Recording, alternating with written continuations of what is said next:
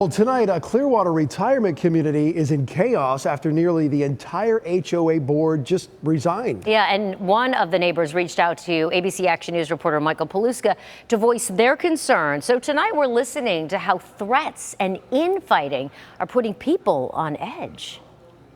Since we started working on this story here at On Top of the World in May, the board has now flipped over twice. Initially, 5 members resigned. Now 8 have stepped down. This is all volunteer. And what I'm being told is that the stress of trying to make this community better and working with the HOA has been just too much. It's a beautiful place. Yeah. I love driving through it, and when I see the big globe, I think it's a small world after all. So people are fighting for retirement and friendship. Friendship and affordability, and most of our residents are on fixed incomes.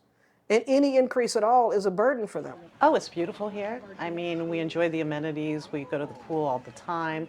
Golfing is free for residents. There's tennis, there's pickleball, and there's so many clubs. I keep learning every day about the new clubs that are coming up. In June, when we first sat down with Maria Avdalas, she was the chairman of the board. Stacy Rush, vice chair. Now they are all just residents again, deciding to resign after Avdalas told me over the phone things at a recent meeting got too heated. The stress for the all-volunteer members too much. On Top of the World has almost 10,000 residents. It is one of the most popular and largest retirement communities in the country. It is supposed to be a peaceful place, but text messages obtained by ABC Action News exposing hostility stormed the meeting, armed and loaded. Some of what we read, the Pinellas sheriff called out board members were threatened. I wanted to call on the request that we made last week about getting a comment from you about the issues going on at On Top of the World. Multiple attempts to reach Ken Colin, the president of On Top of the World Communities,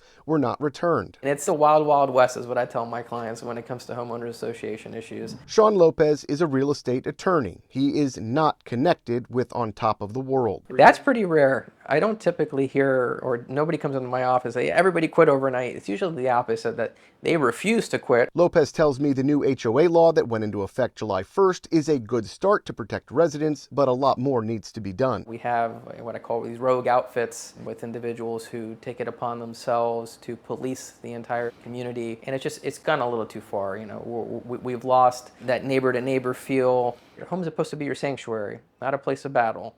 And that's where I find myself in between more often than not, and it's very disheartening. How many of your clients do you think you help? I would like to think I help all of them. Realistically, we'd probably help 50% of them. The way the law stands as it is, if you sue your homeowners association and you lose, you have to pay all their attorney's fees. And I have cases where we fight tooth and nail for clients, and if we happen to lose, they are on the hook for $50,000, $60,000 in attorney's fees, sometimes more.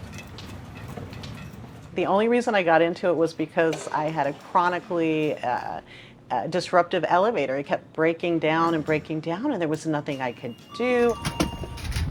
I would have my husband backing me down 3 flights of stairs, which is a liability if you think about it. I thought I'd get on the board, see if I could make a difference and help other people. In Clearwater with photojournalist Reed Moeller, Michael Paluska, ABC Action News.